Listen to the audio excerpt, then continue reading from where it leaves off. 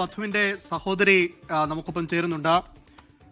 കേൾക്കാമെന്ന് വിശ്വസിക്കുന്നു. ഇപ്പോൾ രാവിലെ ഒന്നാം പ്രതിയെ വെറുതെ വിട്ടിരിക്കുന്ന ഒരു തീരുമാനം കോടതിയിൽ നിന്ന് വന്നു. പക്ഷേ ബാക്കിയുള്ള പ്രതികൾക്ക് അവരുടെ ശിക്ഷാവിധി ജീവപര്യന്തമായി ഉയർത്തിയിട്ടുണ്ട് ഹൈക്കോടതി. നിലവിൽ എന്താണ് ഇപ്പോഴത്തെ ഒരു പ്രതികരണം? ഹലോ, കേൾക്കാമോ?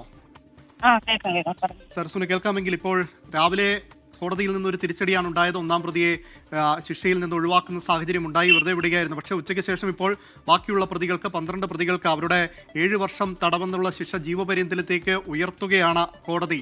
എന്താണ് പ്രതികരണം?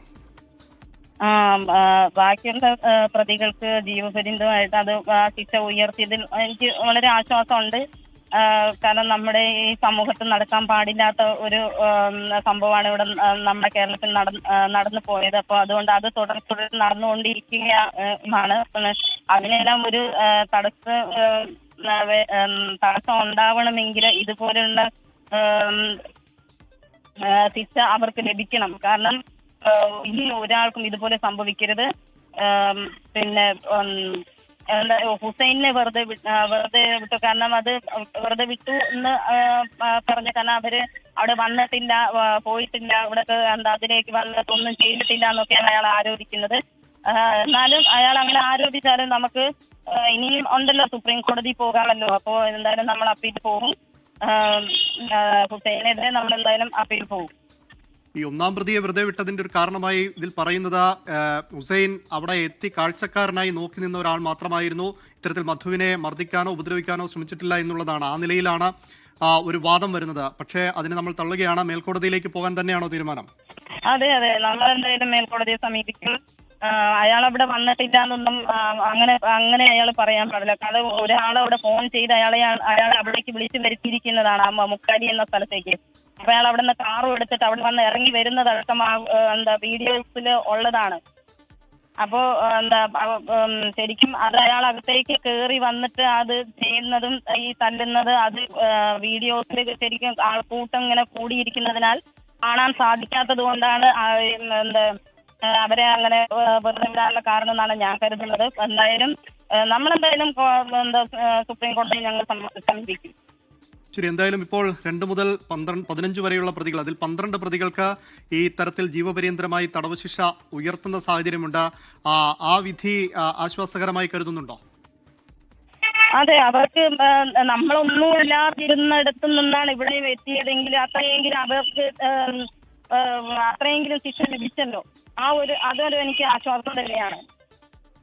ശരി, മധുവിന്റെ സഹോദരി സരസുവാണ് പ്രതികരിച്ചത്. എന്തായാലും ഇപ്പോൾ ഈ 2 മുതൽ 15 വരെയുള്ള പ്രതികളുടെ ശിക്ഷാവിധി ഉയർത്തിയതിൽ ആശ്വാസമുണ്ട്. അപ്പോഴും ഒന്നാം പ്രതിയായുള്ള ഹുസൈനെ വെറുതെ വിട്ട നടപടിക്കെതിരെ മേൽക്കോടതിയെ സമീപിക്കുമെന്നാണ് സരസു പറയുന്നത്. നമുക്ക് വിഷ്ണുവിലേക്ക് തന്നെ ഒരിക്കൽ കൂടി പോകാം. വിഷ്ണു, നേരത്തെ ഉച്ചയ്ക്ക് മുൻപ് നമ്മൾ കണ്ടതാണ് കോടതി ഒന്നാം പ്രതിയെ വെറുതെ വിടുന്ന ഒരു സാഹചര്യം ഉണ്ടായി. അത് ആൾക്കൂട്ടത്തിൽ ഒരാൾ മാത്രം ഈ മർദ്ദനം കണ്ടു നിൽക്കുക മാത്രമായിരുന്നു ഹുസൈൻ ചെയ്തതെന്നുള്ളതാണ് കോടതിയിൽ ഉയർന്ന പ്രതിഭാഗത്തിന്റെ വാദം. ആ നിലയിലാണ് ഹുസൈനെ വെറുതെ വിടുന്ന സാഹചര്യം ഉണ്ടായത്. പക്ഷേ ഇപ്പോൾ മധുവിന്റെ സഹോദരിയെ അടക്കം പറയുന്നുണ്ട് അങ്ങനല്ല, ക്രൂരമായി മർദ്ദിച്ചതിന്റെ തെളിവുകൾ, വീഡിയോ ദൃശ്യങ്ങൾ അടക്കം തങ്ങളുടെ കൈവശം ഉണ്ടെന്ന് മധുവിന്റെ സഹോദരി പറയുന്നു. ആ നിലയിൽ ഉച്ചയ്ക്ക് മുൻപുണ്ടായിരുന്ന വിധി പ്രോസിക്യൂഷനെ സംബന്ധിച്ചിടത്തോളം തീർച്ചയായും ഒരു തിരിച്ചടി തന്നെയാണ്. പക്ഷേ ഉച്ചയ്ക്ക് ശേഷം വരുമ്പോൾ ബാക്കിയുള്ള പ്രതികൾക്ക്, അത് 2 മുതൽ 15 വരെയുള്ള പ്രതികൾ, ആ പ്രതികൾക്ക് അവരുടെ ശിക്ഷാവിധി ജീവപര്യന്തത്തിലേക്ക് ഉയർത്തുന്ന ഒരു സാഹചര്യം ആണ് കോടതിയിൽ നിന്നുണ്ടാവുന്നത്. ആ നിലയ്ക്ക് നോക്കുമ്പോൾ ഒരാശ്വാസകരമായിട്ടുള്ള വിധിയാണ് പ്രോസിക്യൂഷനെ സംബന്ധിച്ചിടത്തോളം ഈ ബാക്കിയുള്ള പ്രതികളുടെ കാര്യത്തിൽ, അല്ലേ?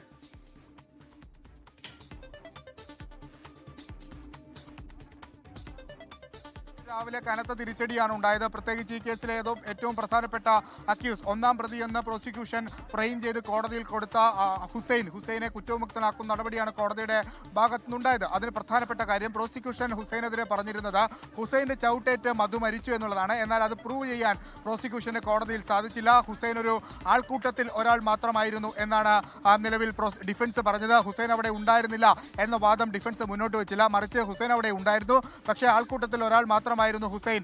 ഹുസൈൻ ചൗട്ടി എന്ന് പറയുന്നത് എട്ടാം പ്രതിയുടെയും 19-ാം പ്രതിയുടെയും മൊഴിയായിരുന്നു. എന്നാൽ 8-ാം പ്രതിയും 19-ാം പ്രതിയും അവരവിടെ ഫാബ്രിക്കേറ്റ് ചെയ്ത ഒരു സാക്ഷികളാണ്, പ്രോസിക്യൂഷൻ ഫാബ്രിക്കേറ്റ് ചെയ്ത സാക്ഷികളാണ് എന്ന് ഡിഫൻസ് വാദിച്ചു. അതിന് പ്രധാനപ്പെട്ട തെളിവുകളായി അവിടെ കൊണ്ടുവന്നത് അന്നേ ദിവസം അവിടെ ഉണ്ടായിരുന്ന CCTVയും അതോടൊപ്പം തന്നെ അവരുടെ മൊബൈൽ ഫോണിന്റെ ടവർ ലൊക്കേഷനും ഒക്കെയാണ്. ആ സമയത്ത് അവർ അവിടെ ഉണ്ടായിരുന്നില്ല, അതായത് 8ഉം 19ഉം പ്രതികൾ അവിടെ ഉണ്ടായിരുന്നില്ല. അത്തരത്തിൽ അവിടെ ഇല്ലാത്ത പ്രതികളുടെ മൊഴി എങ്ങനെയാണ് കോടതി വിശ്വാസത്തിലെടുക്കാൻ സാധിക്കുക? ഒപ്പം പോസ്റ്റ്മോർട്ടം റിപ്പോർട്ടിൽ ഹുസൈന്റെ ചവിട്ട് മാത്രമല്ല, അതിനപ്പുറത്തേക്ക് മർദ്ദനങ്ങളൊക്കെ മരണകാരണമായി വന്നിട്ടുണ്ട്. അതുകൊണ്ട് ഇതെല്ലാമാണ് ഹുസൈന് അനുകൂലമായി വരികയും ഹുസൈനെ കുറ്റവിമുക്തനാക്കുന്ന നടപടിയിലേക്ക് ഹൈക്കോടതി ഡിവിഷൻ ബെഞ്ച് പോകുകയും ചെയ്തത്. അത് പ്രോസിക്യൂഷനെ സംബന്ധിച്ച് വലിയ തിരിച്ചടിയായിരുന്നു. പക്ഷേ പ്രോസിക്യൂഷൻ ഈ കോടതിയിൽ നിന്ന് ഉച്ചയ്ക്ക് പിരിയുന്നതിന് മുൻപ് തന്നെ പ്രതികൾക്ക് പരമാവധി ശിക്ഷയായ ജീവപര്യന്തം, ബാക്കി പ്രതികൾക്ക് ജീവപര്യന്തം ഉറപ്പാക്കണമെന്ന ആവശ്യം മുന്നോട്ട് വെച്ചിരുന്നു.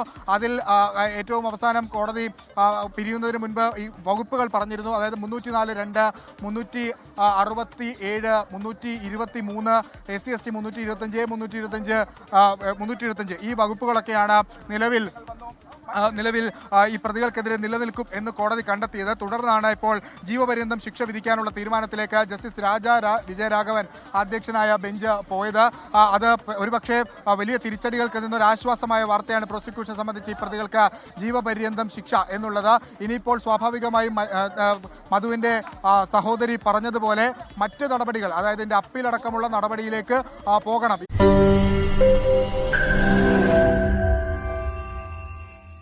ലോകത്തെവിടെയായാലും ഏത് സമയത്തും 24 വാർത്തകളും ഓഗ്മെന്റഡ് റിയാലിറ്റി പാക്കേജുകളും എക്സ്പ്ലെയിനറുകളും വിശദമായി കാണാൻ ഞങ്ങളുടെ യൂട്യൂബ് ചാനൽ നിങ്ങൾക്ക് സബ്സ്ക്രൈബ് ചെയ്യാം.